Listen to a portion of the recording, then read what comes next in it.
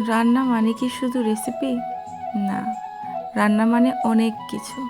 সময়, গন্ধ, স্মৃতি সব।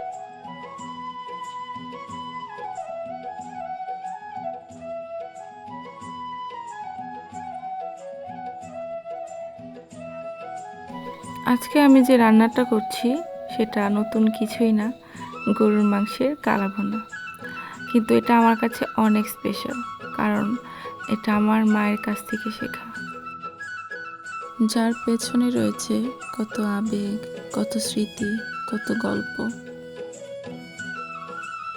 ছোটবেলায় ঈদের দিন ঘুম ভাঙতো এই গন্ধে।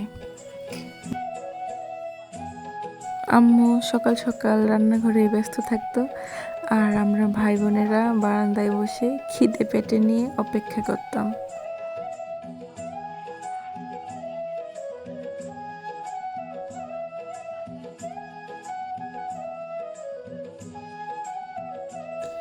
আজকে আমি নিজেই বানালাম, জানি আম্মুর মতো হয়নি, কখনো হবেও না, কারণ মায়ের রান্নার গন্ধটাই অন্যরকম হয়।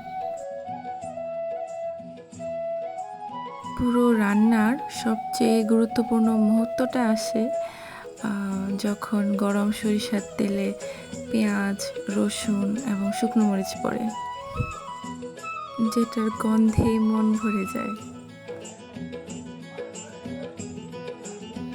এই রান্নাটা যদিও অনেক ধৈর্যের ব্যাপার। মাংসটা কষতে অনেকটা সময় লাগে।